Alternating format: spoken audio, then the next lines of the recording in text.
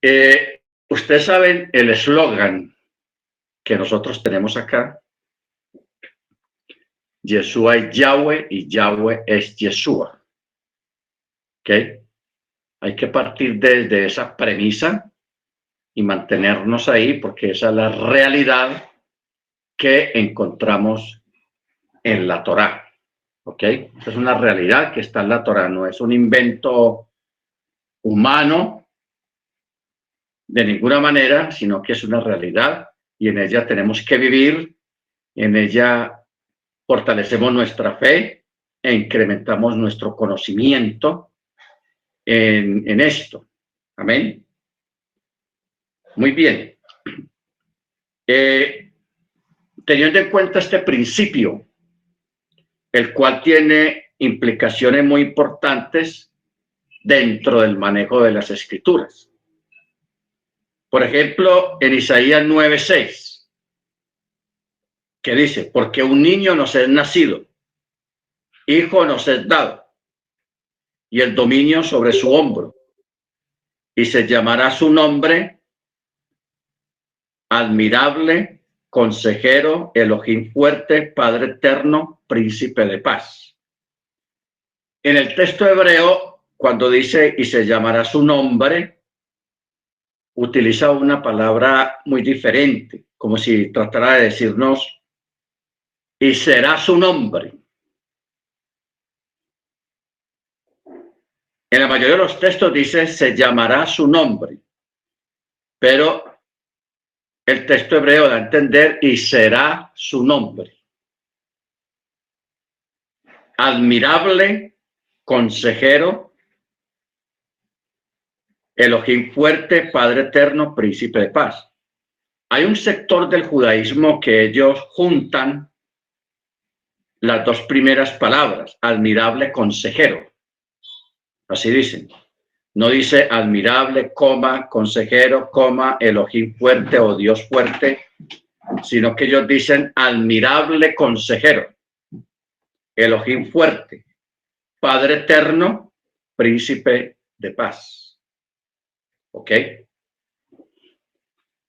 Entonces, como sea que lo miren de una forma o que se mire de otra en el texto, no cambia para nada el sentido de la oración y lo que se quiere decir.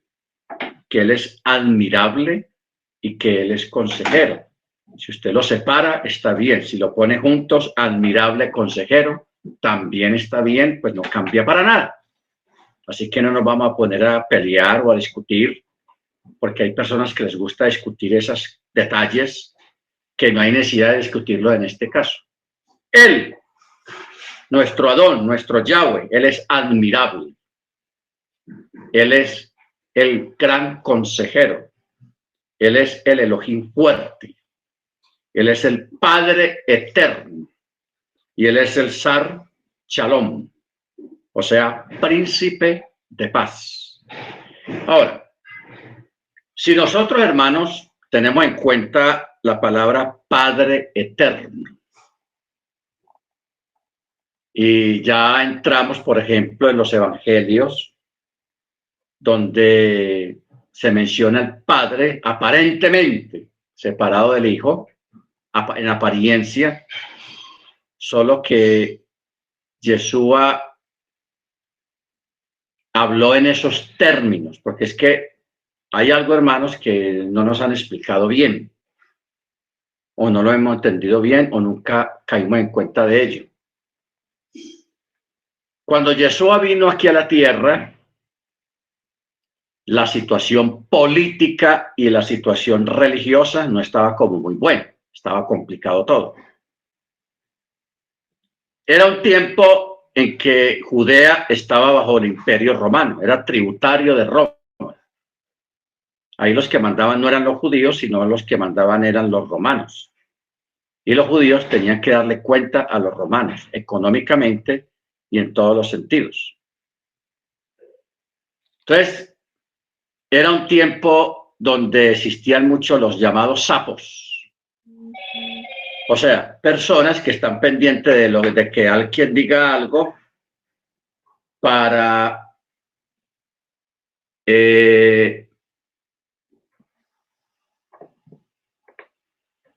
para obtener prebendas de los romanos, ¿ok? O sea, para quedar bien con los romanos, para tener vara con los romanos, etcétera, etcétera. Entonces, ellos, la gente, muchos judíos andaban pendientes a ver qué decía el uno, qué decía el otro, para ver si decía algo en contra de Roma o en contra del emperador. Inmediatamente iba y le decía a los romanos, y los romanos iban y arrestaban a la persona y le daban un regalito ahí al que lo denunció. Entonces, por eso, hermanos, Yeshua viene acá a la tierra en un tiempo complicadito para el pueblo hebreo. Y aparte de que ellos recién habían salido de lo de Antíoco Epífanes, y la fe, la moral desde el judaísmo en aquella época no estaba como muy elevada. No estaba muy elevada en esos aspectos. Entonces, por eso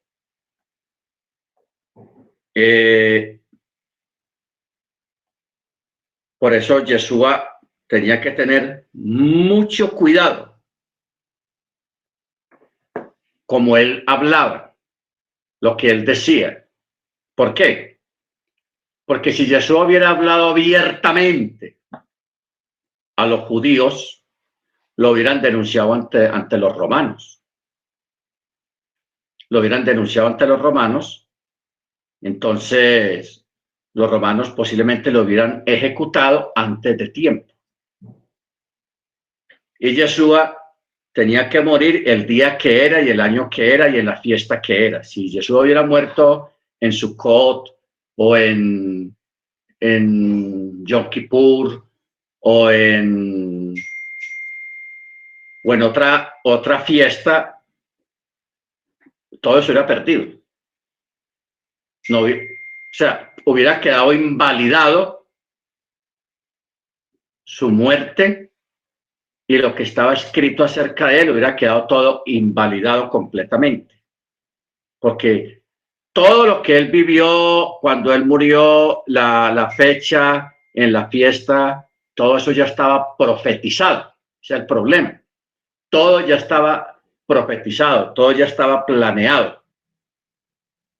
Entonces, si él hubiera cometido un error, un ejemplo, de hablar tan abiertamente a los judíos y lo hubieran denunciado a los romanos y los romanos lo hubieran matado antes de tiempo, de verdad, todo hubiera ido, hubiera sido un desastre todo.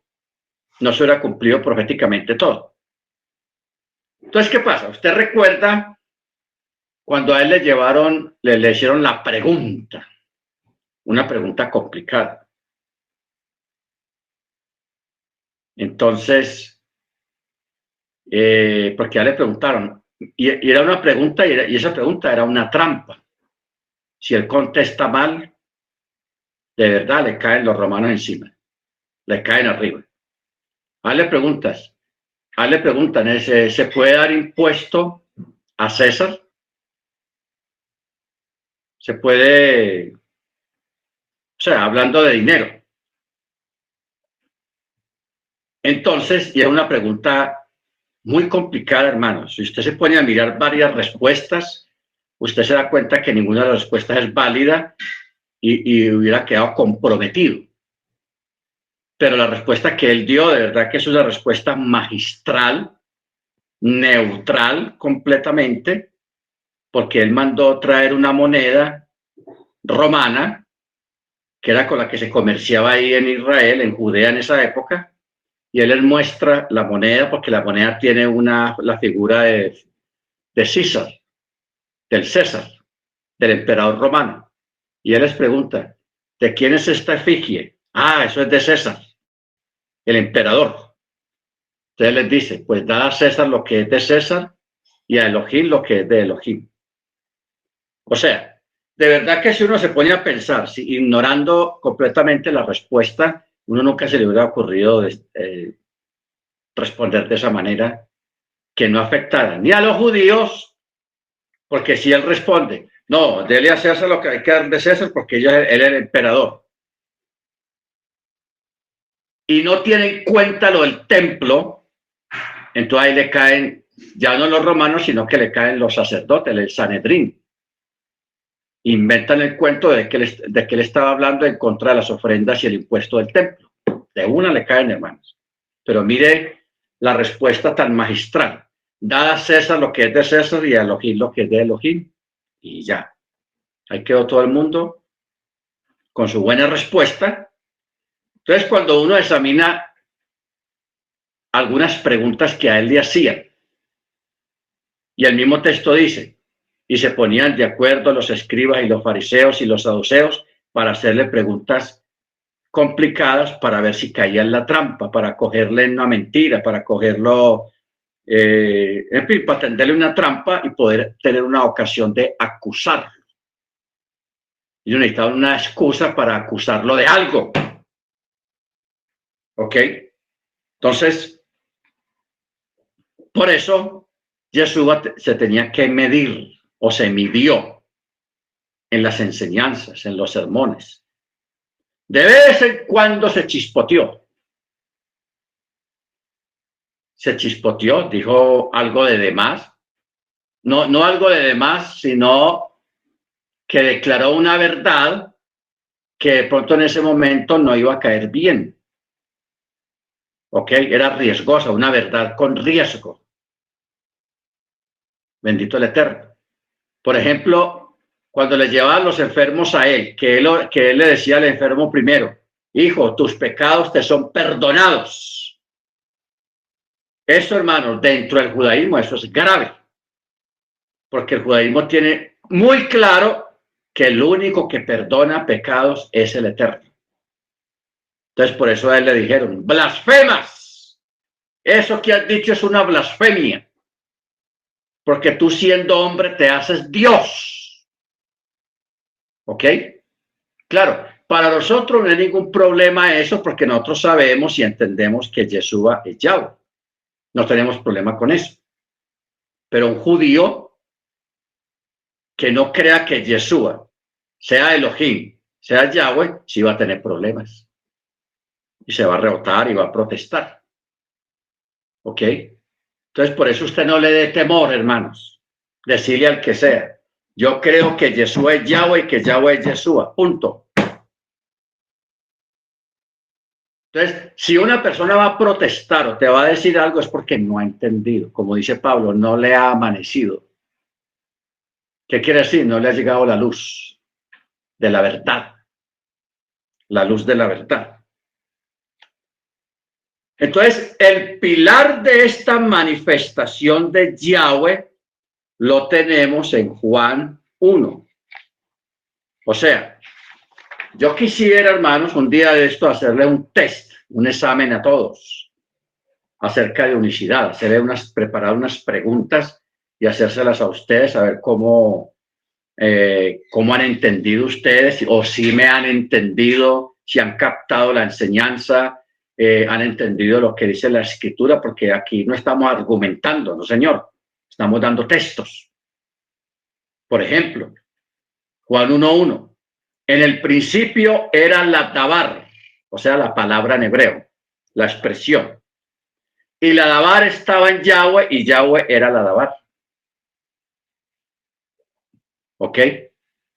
Entonces, ¿qué pasa? Más adelante dice, y el dabar, la palabra se hizo carne y habitó entre nosotros. Si nosotros entendemos la primera parte cuando dice, y Yahweh era la palabra, y cuando llegamos al verso 14, y la palabra Yahweh se hizo carne. Entonces, ¿quién se hizo carne? Yahweh. Pero no lo hizo como Yahweh directamente, sino que lo hizo bajo un título. Un título que se llama Hijo o Yeshua. Porque la palabra Yeshua quiere decir salvación o el que salva. Eso es lo que quiere decir Yeshua. Ahora, usted va a ver que en la época de la gran tribulación y cuando se entre al milenio, cuando entremos al milenio, está profetizado de que el Eterno nos va a dar un nombre nuevo y nos va a mostrar su nombre nuevo. porque la época del milenio no es para salvar a nadie. El milenio ya no es un periodo de salvación, no. El milenio es el séptimo día, es el gran Shabbat, un Shabbat de 1000 años. Y ahí en esa época el Eterno no va a estar salvando, ni hay un plan de salvación, ni se va a predicar a Yeshua como Salvador, nada. El milenio es Shabbat, un Shabbat gigantesco, un Shabbatón milenial de un milenio, de 1000 años. Eso va a ser espectacular, ¿ok? Por eso usted ve que Pablo da referencias de textos de Isaías cuando dice, no entrarán en mi reposo. Hermana Niurka, hermano Freddy, a ver si nos ayudan a buscar esa porción donde dice, y dijo el Señor, no entrarán en mi reposo. Entonces dice, pero si está hablando aquí en esos términos, porque está hablando de otro reposo, que ese reposo es el milenio. A ver si los hermanos nos dan la cita, están amables. No entrarán en mi reposo. Eso está interesante. Bueno, Yahweh en su esencia es Ruach. Hebreos 4:3. Gracias, hermano Freddy. Hebreos, vamos a mirar ese texto.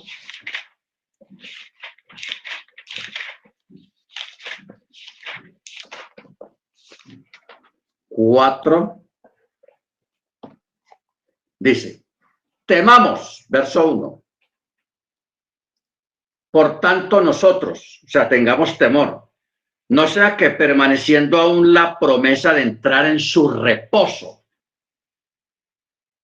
No está hablando del Shabbat, está hablando del Shabbatón, el milenio.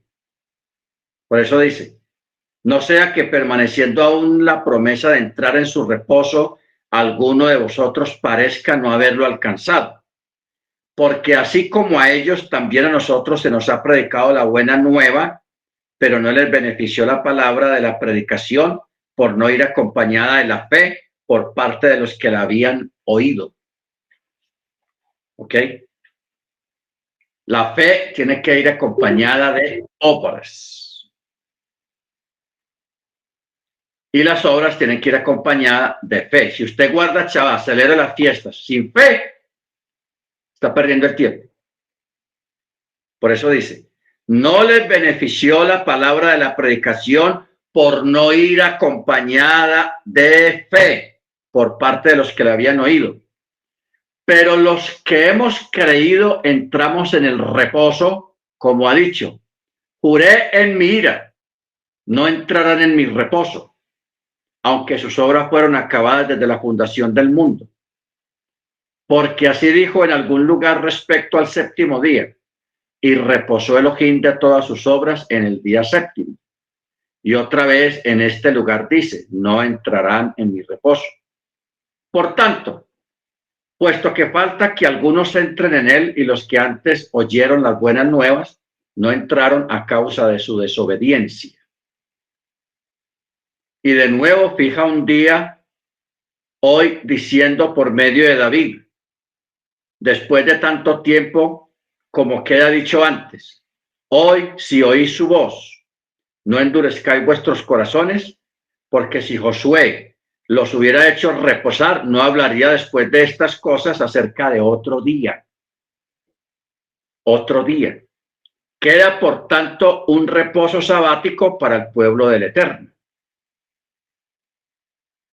Porque el que entró en su reposo, también él reposó de sus obras, como Elohim de las suyas.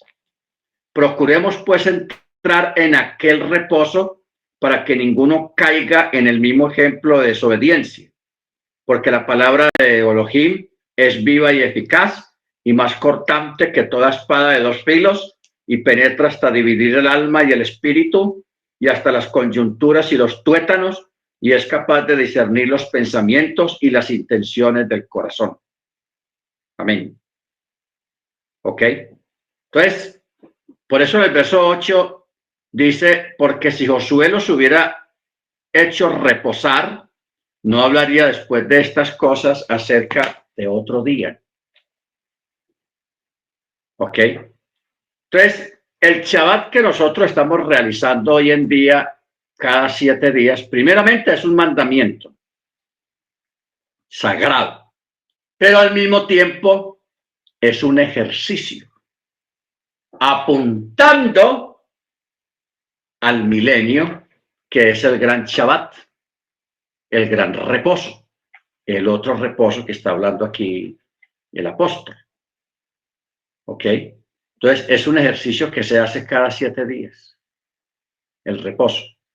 Eso es lo que se llama, ustedes recuerdan que todas las fiestas son proféticas. Todas las fiestas son proféticas.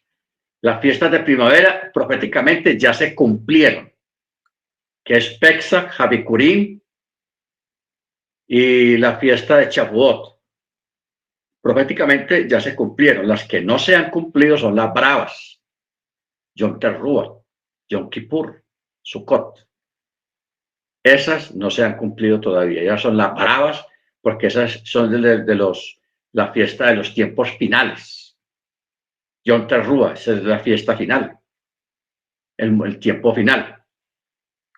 Pero también el Shabbat es profético, porque el Shabbat nos está anunciando que viene un gran Shabbat, que no dura un día, ni dura un año, porque mire usted la secuencia, el Shabbat cada 7 días, luego viene el Shemitah cada 7 años, luego viene el Yovel cada 49 años, y luego viene el gran Shabbatón, el Shabbat gigante, el mega Shabbat, que es el milenio.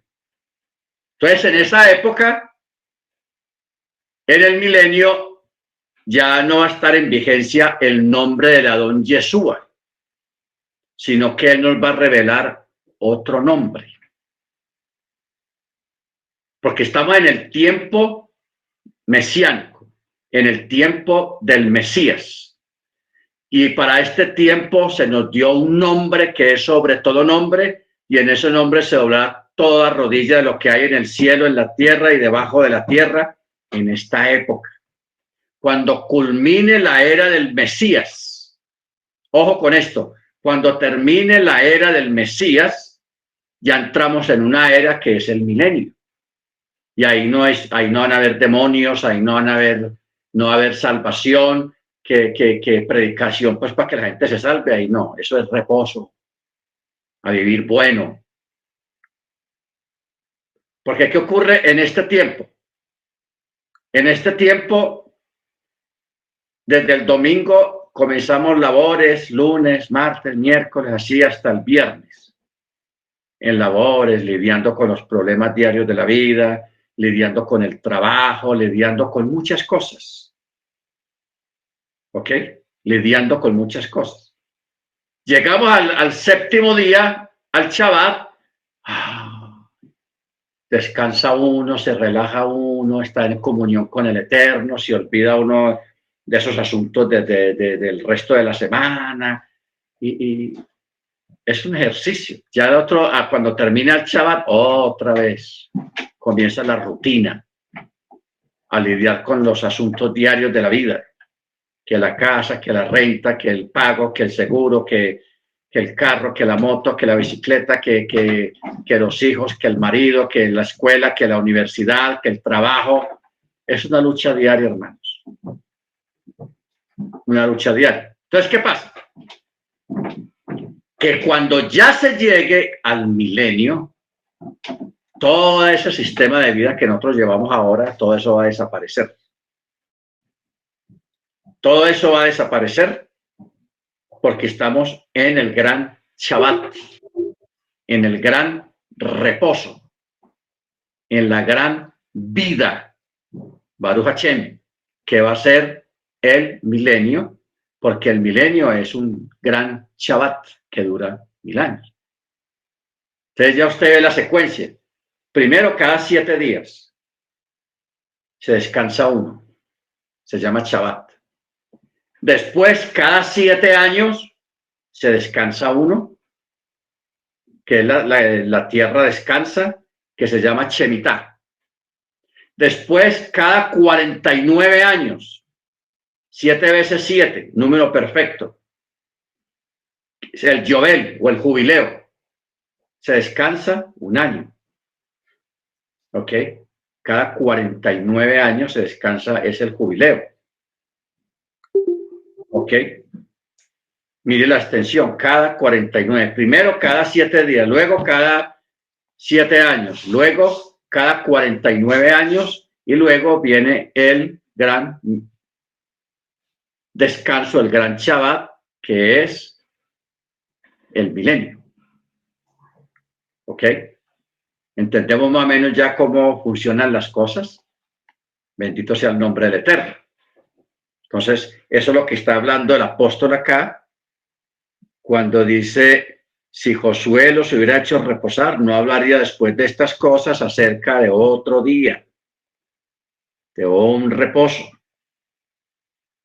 Por eso dice, queda por tanto un reposo sabático para el pueblo del Eterno.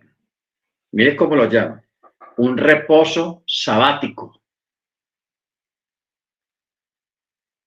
Si usted viviera en el mundo de los curas párrocos, usted los escucharía porque a ellos les dan ellos sí guardan el Yobel. Yo no entiendo por qué no, unas cosas sí las guardan y otras no, o sea, guardan lo que les conviene, pero bueno. A los curas párrocos, a ellos cada año les dan el año sabático, con todos los pagos, ¿cómo es? Con todo pago durante un año. Descansan de la parroquia donde están.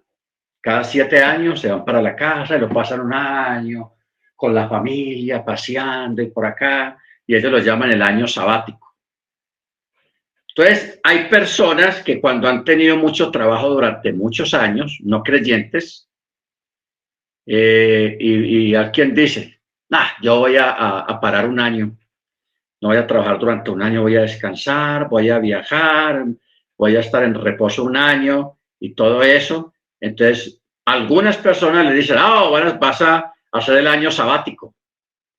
O ellos mismos dicen, no, yo voy a hacer mi año sabático, yo voy a descansar, etcétera, etcétera, un año. O sea, eso no es nada nuevo hablar del año sabático. Eso es muy común en el mundo católico, en el mundo empresarial, y mucha gente habla del año sabático. Entonces, ya maximizando esto, ya se habla de un milenio que está en la escritura, que es el gran año sabático.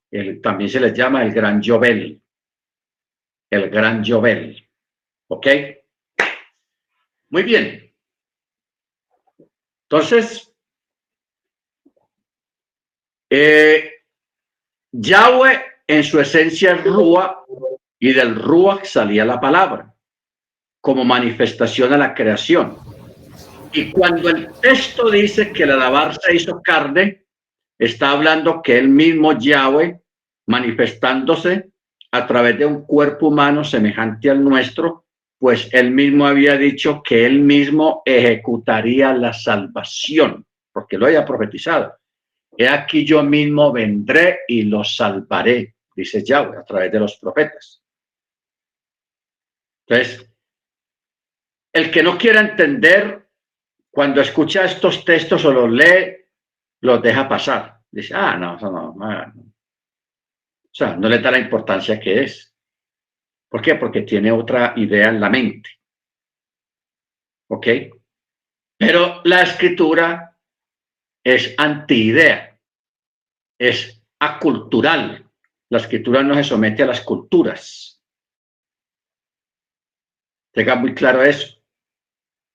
La escritura no se somete a la cultura donde una persona vive. Es la cultura la que se somete a la escritura. ¿Ok? Entonces, por ejemplo, yo recuerdo el rabino, cuando estaba estudiando, nos contó un caso de que un misionero estaba evangelizando a los guayú, ahí en Venezuela, unos indígenas venezolanos, los guayú, así se llama. Entonces, este misionero duró varios años visitando esta tribu, enseñándoles y enseñándoles. Y en ese interín que iba ya a enseñarles, él tuvo su novia, incluso llegó a ir con la novia, su prometida, ya a evangelizar, a enseñar, y los de la tribu se dieron cuenta que era la novia. Luego, al tiempo, él se casa con esta muchacha, y la muchacha ya comienza a ir más con él allá, y ya él la presenta como la esposa. Como a los 2 años de ya estar casado y yendo allá con la esposa, una vez el misionero llegó triste. Llegó triste. Entonces, o sea, no podía ocultar la tristeza que tenía. Entonces el jefe de la tribu le pregunta, oye, ¿tú por qué estás triste? ¿Qué pasó? ¿Qué te pasa? No pasa nada. Tranquilo, está bien. Sigamos la clase. Pero él seguía triste y el jefe le seguía insistiendo. Hasta que ya el misionero le dijo, no, mira, fulano de tal, lo que pasa es que tú sabes que yo me casé y conoce a mi esposa y parece que yo no puedo tener hijos. Y no es ella, sino yo. Entonces, y estoy preocupado por eso, porque no podemos tener hijos. Entonces el cacique, el jefe de la tribu, se rió, le dio risa. ¿Tú te preocupas por eso? Eso tiene solución. El hombre dijo, uy, aquí será que tienen alguna hierba que arregla esos problemas o alguna medicina. El hombre se interesó por el tema. Entonces el cacique le dijo de que cuando eso acontecía en la tribu, el jefe de la tribu, o sea, él mismo, él iba y estaba con la mujer que el esposo no podía tener hijos. O sea, el jefe de la tribu reemplazaba al marido nada más para esos menesteres de tener hijos. Entonces, el jefe le dijo, no, yo te resuelvo el problema, no hay problema con eso. Ese es mi trabajo. Entonces, esa era una norma y una ley dentro de la tribu, pero también era algo cultural dentro de esa tribu. ¿Ok? Entonces, lógicamente el misionero pues no podía aceptar un ofrecimiento de esos, ni podía guardar una ley cultural que había en esa tribu, porque eso riñe con la escritura. Por eso decíamos ahora, la Torá es acultural, o sea, no se somete a las culturas. Porque si la Torá fuera para someterse a las culturas, yo le digo cómo me pone esto, hermanos, porque en todos los países hay costumbres, diferentes costumbres sobre muchos tópicos. Hay costumbres que son ridículas, hay costumbres, en fin, como usted lo quiera llamar, pero son costumbres que son válidas dentro de ese pueblo, pero que no son válidas hacia la escritura. Toda cultura, todo idioma, todo pueblo, toda nación se tiene que someter a la Torá. No la Torá a la cultura, no se puede. ¿Por qué? Porque la Torá es perfecta. Y el mismo David lo dice. La ley de Yahweh es perfecta y tan perfecta es que convierte el alma. No convierte una persona, convierte el alma. Y el área más fácil para convertir a través de la Torá es el alma. ¿Ok? Entonces, si la Torá es perfecta, ¿para qué vamos a traer algo imperfecto a pisotear lo perfecto? No se puede. No es que la Torá en su perfección pisotee la gente de ninguna manera.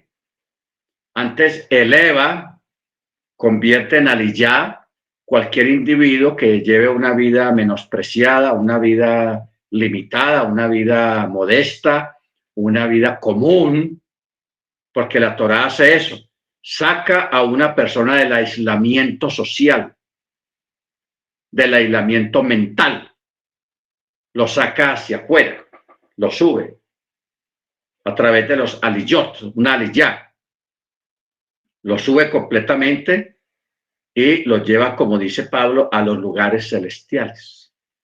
¿Ok? Magnífico, espectacular. Bendito su nombre. Porque yo estoy seguro que ustedes, a través de la Torah, son personas diferentes.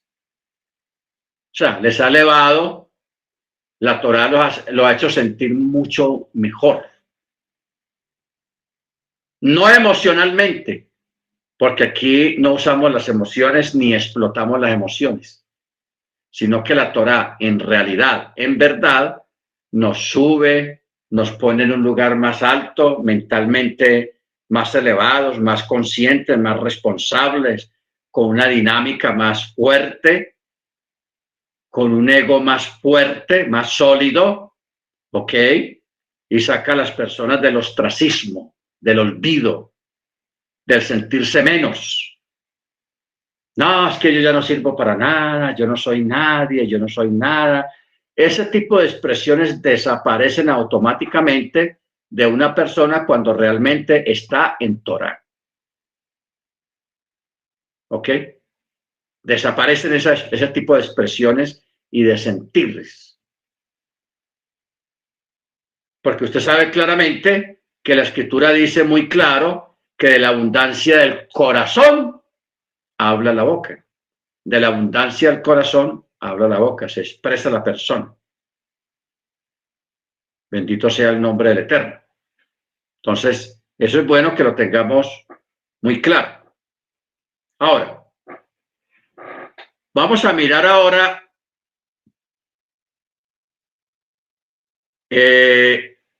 algunas similitudes que confirman que aunque se habla en dos lugares y en tiempos diferentes, se ve que es el mismo ser. Filipenses 2, 10, 11, que dice, para que en el nombre de Yeshua se doble toda rodilla de los que están en los cielos, en la tierra, debajo de la tierra, y toda lengua confiese que Yeshua Hamashia es Yahweh para gloria de Elohim Padre. ¿Ok? Aquí hay un juego de palabras. Confiese que Yeshua Hamashia es Yahweh para gloria de Elohim Padre. Entonces cualquiera dirá, a ver, entonces, ¿quién es Elohim? ¿Quién es Yahweh? ¿Y quién es Yeshua? Es la misma esencia, simplemente que está haciendo uso de los títulos. Yo quiero retornar un momento a lo del nombre. Usted recuerda que hasta cierta parte de Génesis, el Eterno se manifestó como el Todopoderoso. Cuando Él le dijo a Abraham, yo soy el Todopoderoso. Anda delante de mí y sé perfecto. Ese fue el nombre que fue revelado a los patriarcas. ¿Ok? Si usted se pone a mirar bien la escritura, usted va a ver que antes del diluvio solamente la gente se dirigía a la divinidad y decían él o el que está en lo alto. Ese era el nombre que había, él. Luego vienen los patriarcas y hacia ellos se dirige como el Todopoderoso. Yo soy el Todopoderoso. Cuando ya termina la era patriarcal, que ya hay un pueblo formado, él ya le habla a Moche, ya Moche ya le dice otra cosa. Yo soy Yahweh. Hayah, Hacher, Hayah. El que es, el que era y el que ha de venir. Yahweh. Y él mismo le aclaró a Moche. A los padres yo le hablé en este nombre, pero ahora en este nombre que te estoy mostrando, te estoy revelando, no me manifesté a ellos. El nombre de Yahweh, ese fue el nombre que fungió, que se usó durante todo el Antiguo Testamento hasta la venida del Mesías. ¿Ok? Hasta la venida del Mesías. Por eso usted ve que ya los profetas ya decían, y se llamará su nombre Emanuel, pistas, Immanuel. Elohim es con nosotros, pero ahí no hay un nombre. Cuando menos piensa, Juácate, será el nombre, Yeshua, el Mesías. ¿Qué quiere decir pronunciándolo bien en castellano? El Mesías, o sea, el ungido Yeshua. Porque la palabra Machía o Machaya quiere decir ungido. Entonces, si combinamos, ponemos las dos palabras, Machaya o Machía, con Yeshua, ¿qué es lo que dice ahí? ¿Y qué es lo que quiere decir la palabra Yeshua? Yeshua quiere decir Salvador. Eso es lo que quiere decir el nombre de Yeshua, Salvador. Y ponemos la palabra del ungido, Machaya o Machía, entonces quiere decir el Salvador ungido. Eso es lo que quiere decir Yeshua Hamachía, el Salvador ungido. Salvador. ¿Ok? Entonces, del Mesías hacia adelante ya hay otro nombre, Yeshua Hamachía. Y Pablo lo ratifica y dice, porque no hay otro nombre dado en el cielo ni en la tierra, ni debajo de la tierra en que seamos salvos, sino en el nombre de la don Yeshua, Hamachía. Cuando termine la era del Mesías, que está próximo a terminar, ya cuando se entre al milenio, ya viene, y eso está profetizado, y pondré otro nombre, y os revelaré otro nombre, y os daré otro nombre, y lo pondré en las frentes. ¿Ok? Mire que ya está profetizado que viene otro nombre.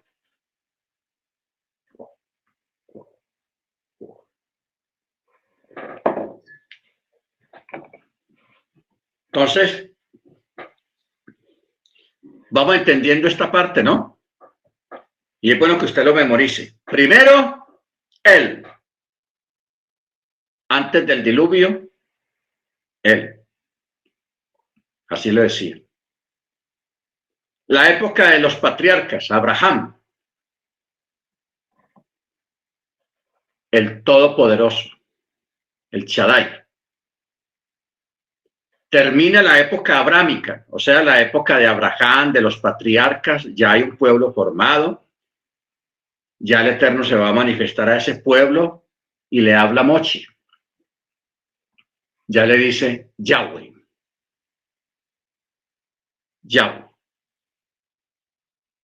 ¿Ok? La época con ese nombre va desde Moche, cuando se dio la Torá, hasta la venida del Mesías, Yeshua. Y viene Yeshua y él ya no dice, y sacaréis demonios en el nombre de Yahweh, y sacaréis demonios en el nombre de Elohim, o todo lo que hagáis, hacerlo en mi nombre. ¿Cómo dijo Yeshua? Todo lo que hagáis, sea de palabra o de hecho, hacerlo en el nombre de Yeshua. Y Yeshua mismo le dijo a los discípulos, en mi nombre echarán fuera demonios. Nunca dijo en el nombre de Yahweh, no, en mi nombre. Y todos sabían cómo se llamaba él, Yeshua. Hamachia, o sea, el ungido que salva. Eso es lo que quiere decir el nombre de la don Yeshua Hamachia, o el nombre de Jesucristo. El Mesías que salva, o el ungido que salva. Porque usted sabe que la palabra Mesías o Machía quiere decir ungido. el ungido, Mashiach. Y Yeshua, salvación o salvador o el que salva. ¿Estamos de acuerdo? En este momento, desde Yeshua para acá, estamos viviendo la era mesiánica, la era del Mesías, la era del ungido. Pero esa era tiene un fin. Entonces ya llevamos 1, 2, 3. Estamos en la cuarto nombre manifestado al ser humano. Falta el otro, cuando entremos al milenio, se va a revelar otro nombre que ya está oculto, todavía, no se ha revelado. Porque mire usted, todo el silencio, desde Moche hasta el Mesías, la época de los jueces, la época de los reyes, la época de los profetas, en la de los reyes, vino Yeshua, eso duró como unos 350, 400 años de la historia de Israel, que todo se hacía en el nombre de Yahweh. Ok, Yahweh por aquí, Yahweh por allá, todo era Yahweh, pero nunca se habló de Yeshua. Se habló de alguien que iba a venir, y muchos profetas preguntaron por su nombre, y nunca se les dijo. Era un misterio, estaba oculto. Ese nombre estaba oculto. ¿Ok? Entonces, ya luego viene Yeshua y ya se anuncia. Su nombre es Yeshua Hamashiach. En ese nombre es el Tevilá. En ese nombre se sacan los demonios. Por eso usted en el Brit Hadashah, en el Hechos de los Apóstoles, usted nunca ve un relato que diga que los apóstoles, que los chalías sacaban demonios en el nombre de Yahweh. No, en el nombre de Yeshua. Ni tampoco lo hacían en el nombre del Todopoderoso, el Shaddai, tampoco. Yo te reprendo en el nombre de él, tampoco. ¿Por qué? Porque para esta época hay un nombre revelado que es Yeshua Hamashiach. Cuando entremos en el milenio, claro, vamos a recordar en parte todo esto de los nombres y vamos a decir, oh, el Eterno se manifestó antes del diluvio. A él le decían él, el Altísimo, o sea, otro nombre. Luego a nuestros padres, a los patriarcas, como el Shaddai, el Todopoderoso. Luego vino nuestro Abinú Moche, y a él se le reveló como Yahweh.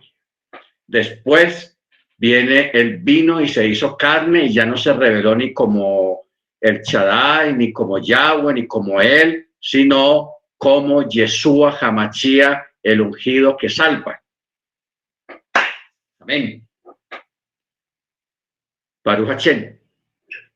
Entonces, es bueno que usted tenga esto grabado por eso yo lo estoy repitiendo tanto, para que usted lo grabe en su mente. No tanto que lo tenga escrito, lo tenga aquí grabado. Para que cuando alguien le pregunte algo sobre el tema, usted lo desloga, usted lo cuenta, usted lo dice tranquilamente, porque usted ya lo tiene aquí en la memoria y lo tiene claro. El asunto no es tenerlo grabado, sino tenerlo claro, porque las cosas claras se memorizan más fácil. Las cosas confusas no se memorizan fácil.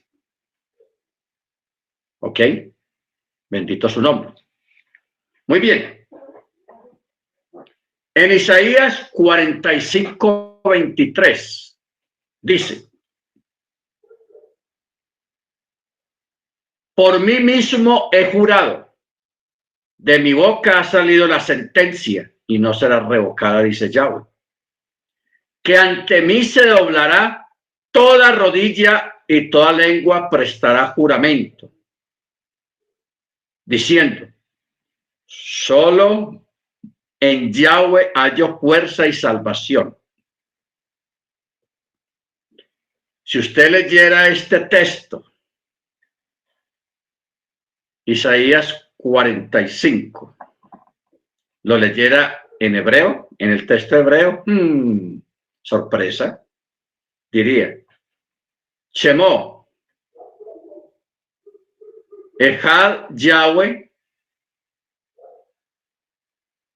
halló fuerza, o sea, Kohot, en Yahweh halló Kohot y Yeshua, porque aquí está la palabra salvación, y la palabra salvación es Yeshua. Ahí estaría el nombre de Yeshua ahí, o está el nombre de Yeshua. ¿Ves? Y dice, y a él, mire que cuando usted lee este texto en castellano, lógicamente cuando se refiere a la divinidad lo ponen en mayúscula. Y a él vendrán derrotados los que se enardecían contra él. ¿Ok? Entonces, el que está hablando, porque esto es una profecía, Isaías 45, el que está hablando es Yahweh. Él con el nombre de Yahweh. Y mire lo que dice, ante mí se doblará toda rodilla y toda lengua prestará juramento. Bueno, tengan en cuenta eso. ¿Dónde está la contraparte? O contraparte no, el contexto. Juan 10, 29. Dice, lo que me ha dado mi Padre es mayor que todas las cosas. Nadie puede arrebatarlo de la mano del Padre y el Padre y yo uno somos. Y en el verso 33 termina diciendo, le respondieron los judíos, por buena obra no te apedreamos, sino por blasfemia, porque tú siendo hombre te haces Elohim, o sea, te haces Dios. Ahora, vamos a mirar algo que dentro del texto está Yeshua implícitamente expresado dentro de todo el antiguo pacto. Como son cientos de textos, solo vamos a mirar algunos que están en los capítulos 36, 37 y 38 de Ezequiel, donde en el mismo escrito, cuando comienza, dice siempre, oí palabra de Yahweh, normal. Pero hay otros textos que no dice, oí palabra de Yahweh, sino que dice, así dice Adonai Yahweh. O sea, una combinación de dos palabras, Adonai Yahweh. Este fenómeno, usted lo va a ver en capítulo 36, 37, 38 de Ezequiel. Yo me tomé la molestia de subrayar con un marcador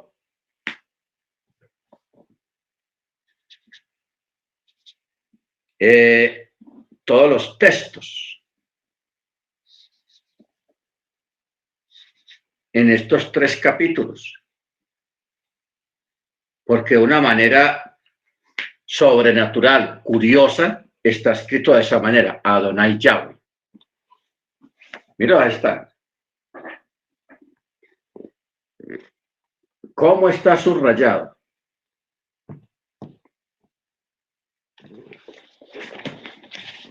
Por ejemplo, en el capítulo 36 está 1, 2, 3, 4, 5, 6, 7, 8, 9, 10, 11, 12, 13, 14, 15. Nada más en el capítulo 36 está 15 veces ese complemento, Adonai Yahweh.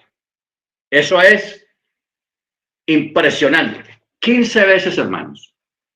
Luego en el capítulo 37 está 1, 2, 3, 4, 5, 6 veces en el capítulo 37. En el capítulo 38 No los tengo subrayados. Está 1, 2, 3, 4, 5, 6. Está 7 veces en el capítulo 38. La combinación de Adonai Yahweh. ¿Qué es lo que quiere decir esto, hermanos? ¿Por qué esta contracción? ¿Por qué esta forma escritural? Porque implícitamente ahí está nombrando a Yeshua, pero en forma implícita. Usted sabe que esa clase la dimos hace un tiempo, lo que es explícito y lo que es implícito. Lo que es explícito se da a entender de una forma abierta y se lee ahí en el texto. Pero cuando es implícito, lo da a entender que hay algo más de lo que está escrito. ¿Ok? O sea, implícito. Baruch Hashem. Entonces, ¿por qué dice Adonai Yahweh siempre? Porque está hablando de forma implícita Yeshua en su preexistencia dentro de Yahweh, teniendo en cuenta lo que está escrito en Juan cuando dice el Padre y yo uno somos. O sea, ejad, somos un ejad. Hablando de título, como padre y como hijo, es ejad, uno solo. ¿Ok? Entonces, por eso dice, recordemos las palabras de Yeshua cuando le dijo a Felipe, ¿no crees que yo soy en el Padre y el Padre en mí? Mire usted cómo la expresión que usa para expresar lo que es la divinidad, lo que es algo tan complicado para mucha gente que tiene muy arraigada la Trinidad. ¿No crees que yo soy? No dice, ¿no crees que yo estoy en el Padre? No. Si dijera, ¿no crees que yo estoy en el Padre? La cosa cambia, pero no dice así. Dice yo soy. Allá. ¿Y qué fue lo que le dijo él a Moche? Cuando Moche le dijo, y cuando yo vaya a los ancianos de Israel en Egipto y me pregunten por tu nombre, ¿qué les digo? ¿Qué dijo el Eterno? Diles a ellos que yo soy, te ha enviado. Hayah, Hacher, Hayah. Te ha enviado, yo soy. Y aquí Yeshua está repitiendo esa misma palabra. ¿No crees que yo soy en el Padre y el Padre en mí?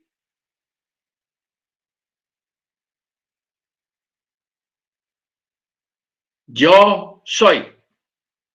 No dice yo estoy. No. Yo soy.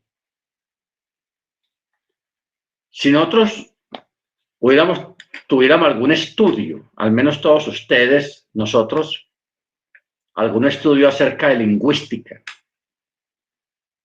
o sea, estudiar idiomas, porque hay una carrera universitaria que se llama español, y hay gente que dice, pero ¿cómo así que hay gente que estudia español? ¿Acaso no habla español, pues? No, está hablando lingüística, o sea, las características lingüísticas del idioma castellano, en su forma expresiva y en su forma escritural. Que una persona que haya estudiado eso, si la tuviéramos acá, nos saca de dudas y nos dice, bueno, si el texto dijera, ¿no crees que yo estoy en el Padre y el Padre en mí? ¿Cómo suena? Y si lo leemos como está escrito originalmente, ¿no crees que yo soy en el Padre y el Padre en mí? Suena de otra manera. ¿Ok? El resultado es diferente. Baruch Hashem. Mana Jennifer, ¿vas a decir algo? Sí, More, cuando tenga la oportunidad, pregúnteselo a mi hermana Graciela. Ella es licenciada en español. Ahora sí dice quema Cuba. Ok. A la hermana Grace, hay que hacerle la pregunta. Si ella es licenciada, ahora sí me va a asustar para hablar cuando ella esté en la clase. Bueno, uy, ¿cómo así? Yo no sabía eso. Es licenciada en español con maestría en español. Ya tiene una maestría en castellano. Wow. Eso es como dicen los cubanos, eso son palabras mayores. Pero bueno, una bendición. Amén. Una gran bendición. Muy bien, gracias hermana Jennifer por la acotación. O sea, si nosotros empezamos a estudiar la escritura usando la lingüística, la forma como está escrito el texto, el contexto, entenderemos mejor la escritura.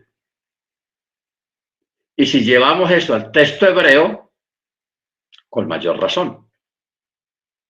Con mayor razón.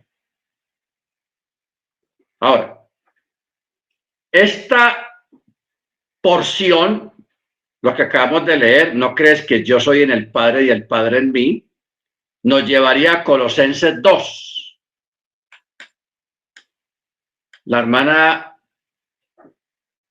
Gracie me escribió ahorita en la clase que no podía, estaba muy ocupada haciendo unas calificaciones, calificando exámenes, pero me dijo que mañana iba a escuchar la clase ya en diferido. Ana Grace, saludos y ya sabe el compromiso. Amén. Colosenses 2:9 dice, para que sean consolados sus corazones, unidos en amor, hasta alcanzar toda riqueza de plena certidumbre del entendimiento, a fin de conocer completamente el misterio de Yahweh y Mashiach.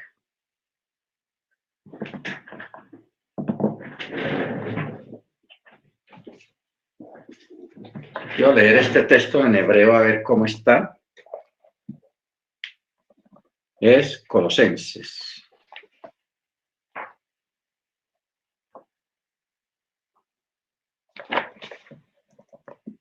Dos.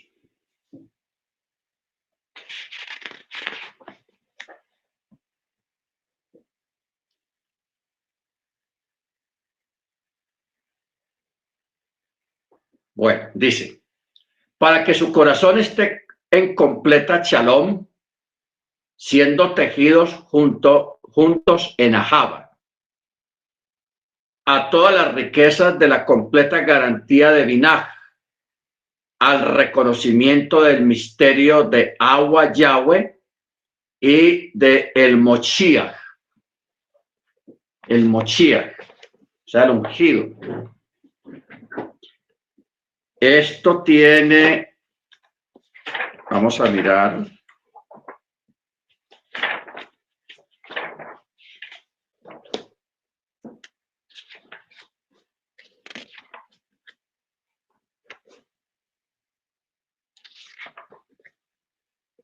A 18.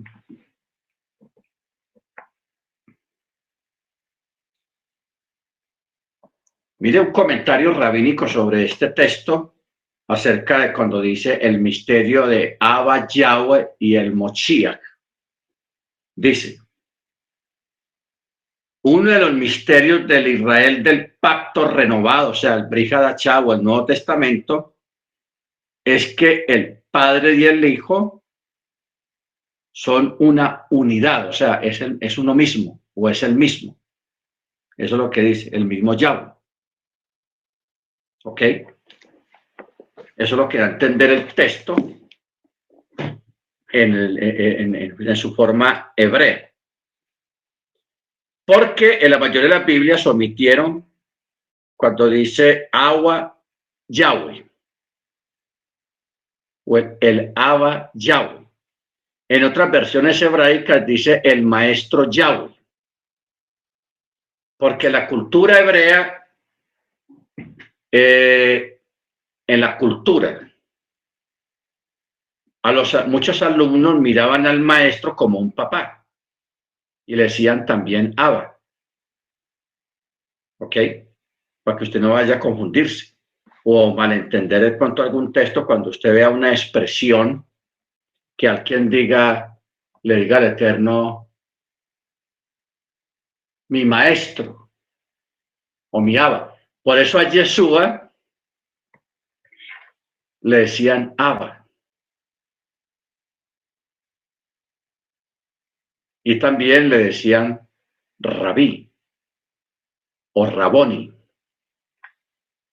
Rabí es como genérico, pero Raboni es más personal y más elevado. Raboni, que quiere decir Padre eterno.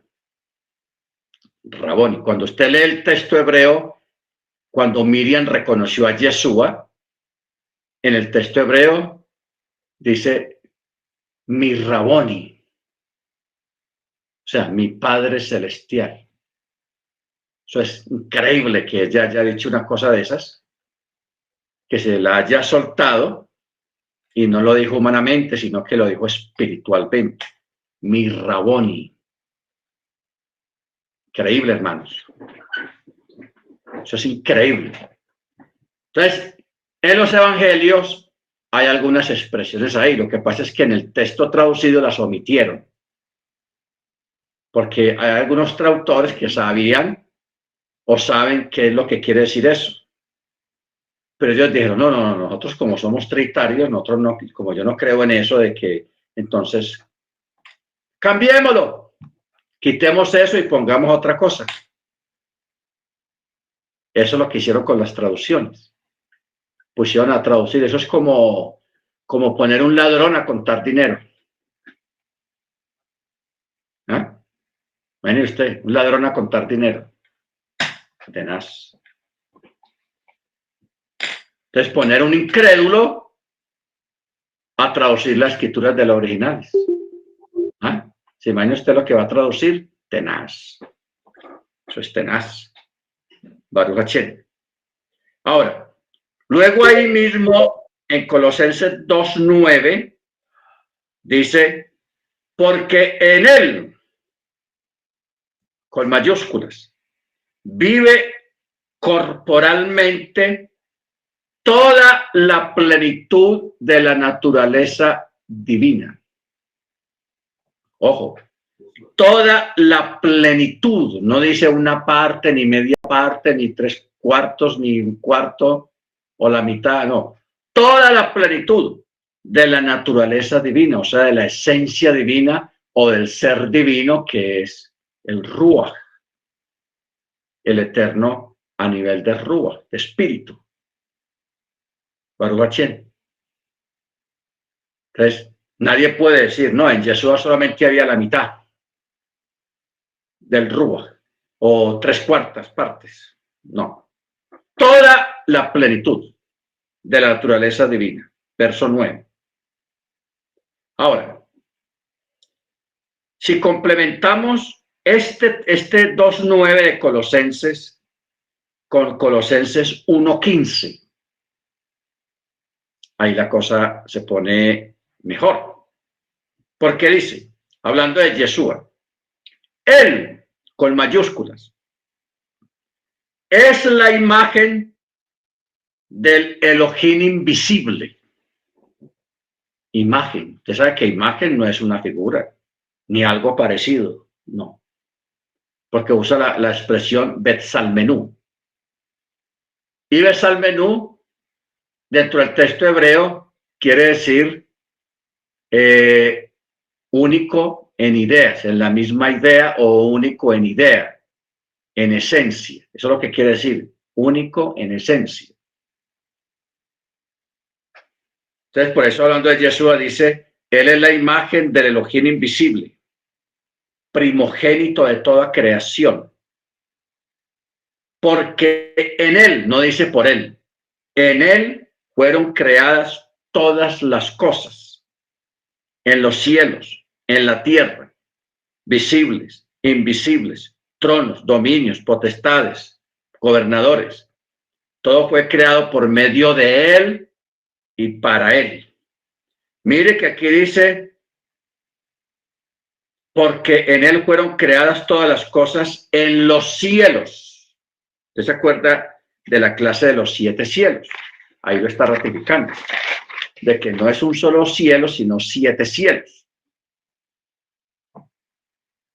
Por eso dice, y todo fue creado por medio de él y para él. Y él es antes de todas las cosas y todo subsiste en él. O sea, todo sobrevive en él. Todo depende de él. Y él es la cabeza del cuerpo. ¿Cuál cuerpo?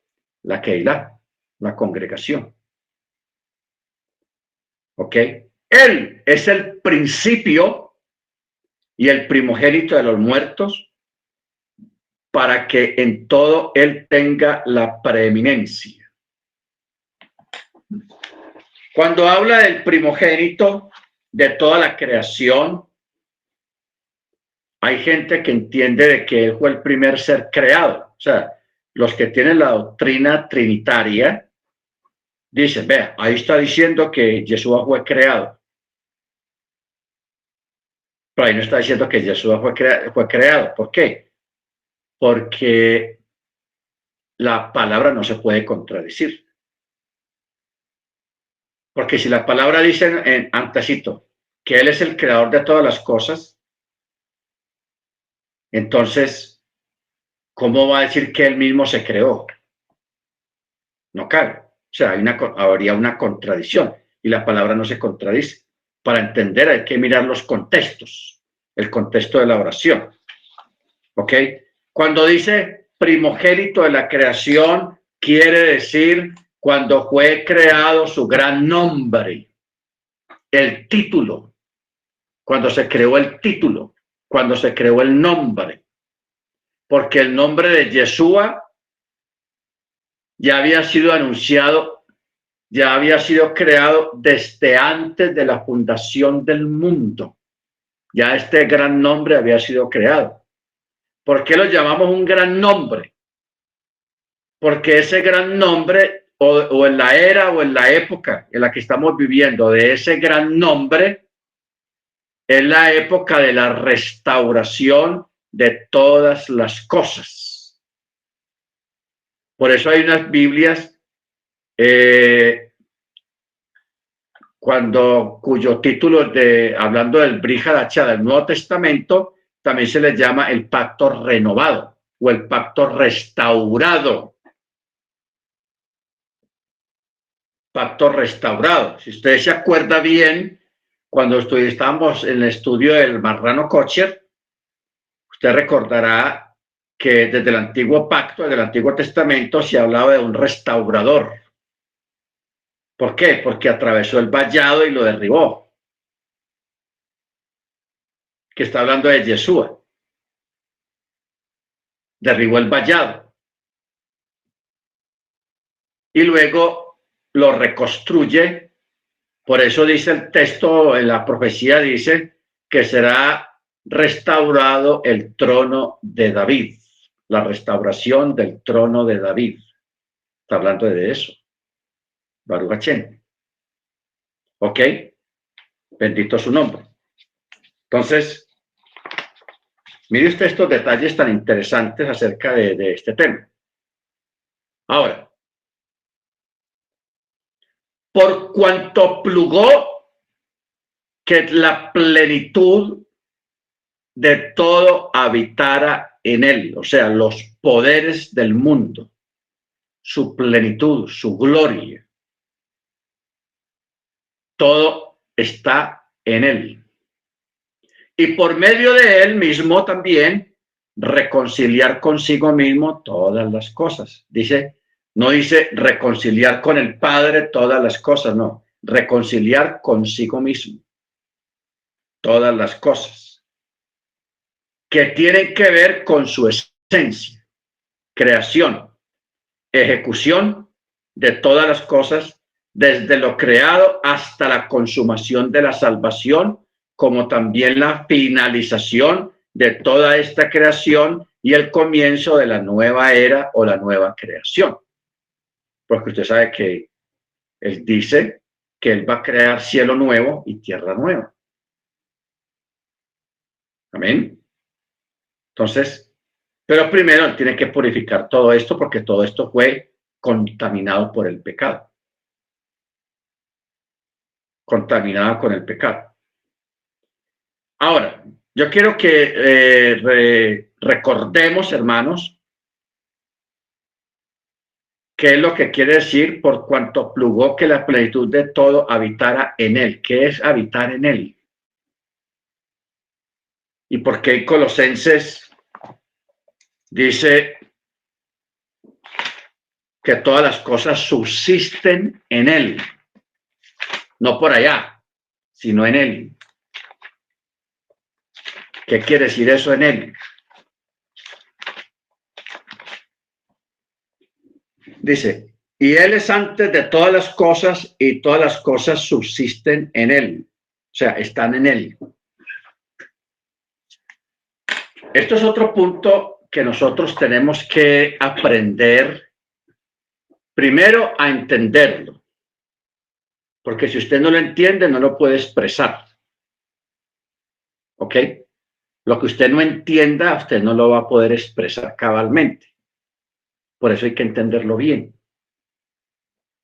Y estos son temas complicados, porque no estamos hablando de cosas comunes ni habituales, sino únicas.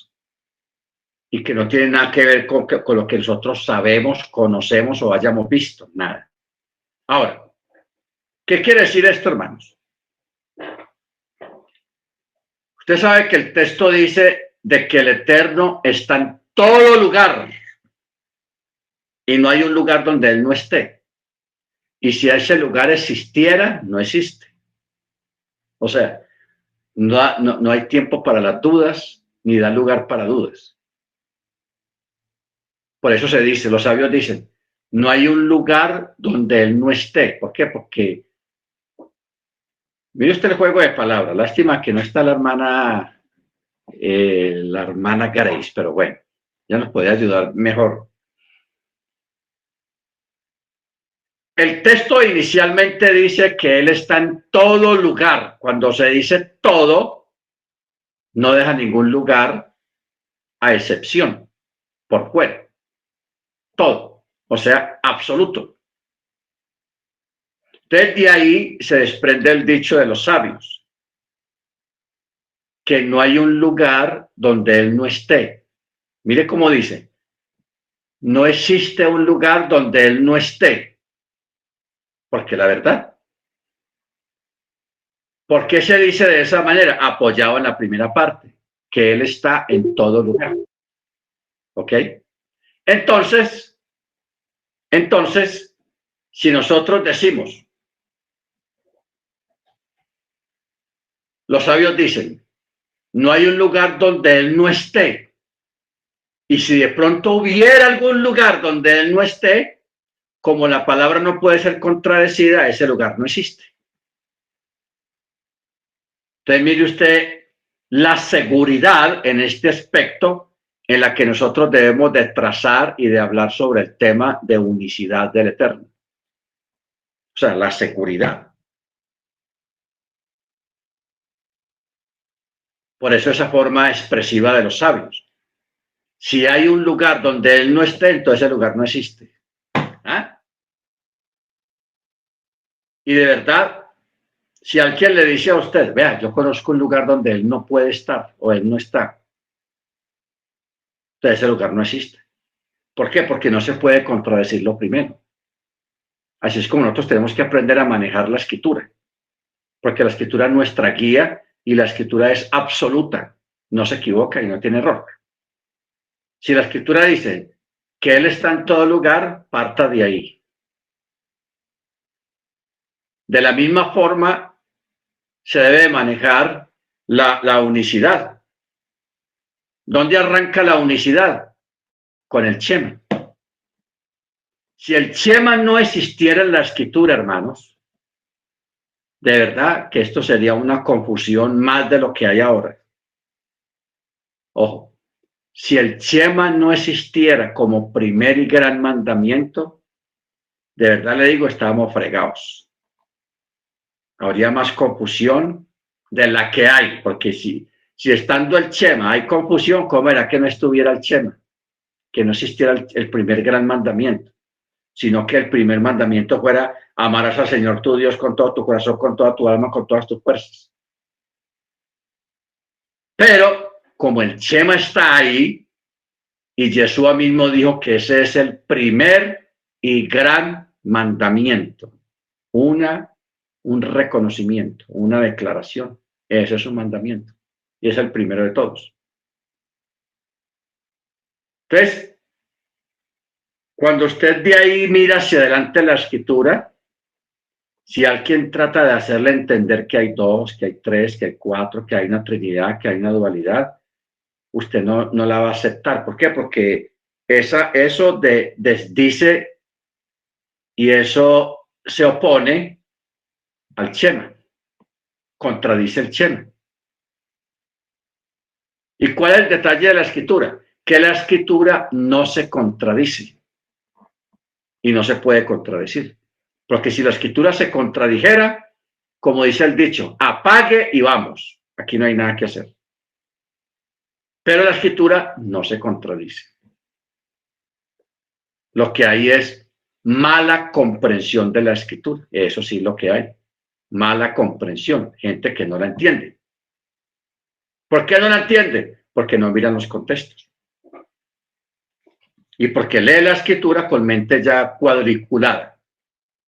Cuadrada la mente. Efesios 1:21.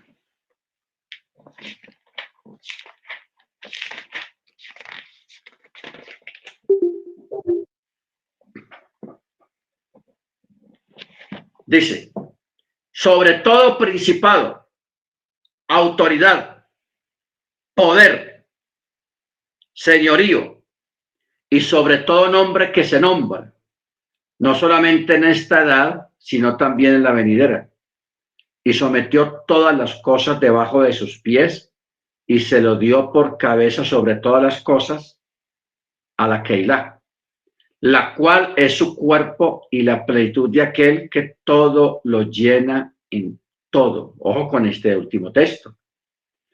La cual es su cuerpo, la plenitud, o sea, lo absoluto, de aquel que todo lo llena en todo. ¿Ok?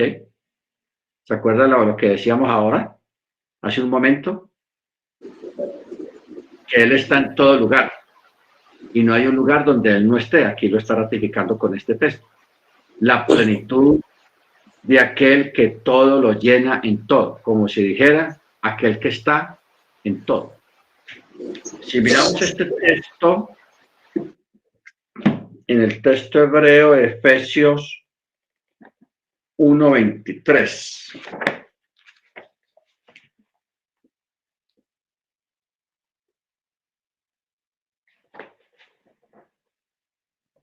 Dice: la cual es su cuerpo, la completa extensión suya, quien llena todo en todo. ¿Ah? Este está mejor. La completa extensión suya, quien llena todo en todo,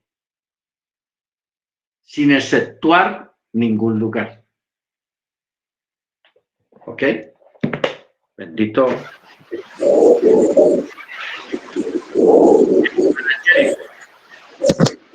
Finalmente, More, caemos se puede decir que en la situación de los judíos. Ellos son celosos con Elohim, con Yahweh, y nosotros somos celosos en Elohim, en Yeshua HaMashiach. Caemos en el mismo contexto, nosotros defendiéndonos el único Dios en Yeshua HaMashiach, ellos en Yahweh. Pero si se da cuenta, caemos en lo mismo, nosotros los de raíces hebreas. Sí, claro, lógico, porque ellos, como ellos no creen en el Mesías, en la revelación de Yahweh como Mashiach, ellos todavía están en el antiguo pacto. Por cuanto no han creído en el Mesías. Lo que voy es que nosotros ya estamos, igual defendemos esa postura, nosotros defendemos a Yeshua. Claro. O sea, no hay ningún problema que ellos defiendan su postura por cuanto a ellos no les ha sido revelado Yeshua. Pero que ellos estén equivocados, no, porque están bien. Ellos simplemente, como dice la escritura, tienen un velo. Hay un velo que no le ha sido quitado todavía. Y ese velo es la revelación de Yeshua como Mashiach para ellos. Amén. Bueno, mis hermanos, vamos a parar aquí porque ya son las 9:32. Vamos a orar en este momento. El miércoles, mediante el cielo, terminamos. Ibas que terminar hoy, pero no pudimos. Porque yo quiero que miremos, desglosemos unos textos aquí. Isaías 33, Isaías 44, Colosenses 1, Isaías 44, Salmo 23 y Deuteronomio 32. Hay que mirarlos con lupa, despacio y analizando cada palabra para que nos demos cuenta de que realmente Yahweh es Yeshua y Yeshua es Yahweh. Amén. Por siempre, Leolam Baed, por los siglos de los siglos. Bendito su nombre. Amén. Baruch Hashem. Bueno, hermanos, vamos a pedir a la hermana Senia, es tan amable,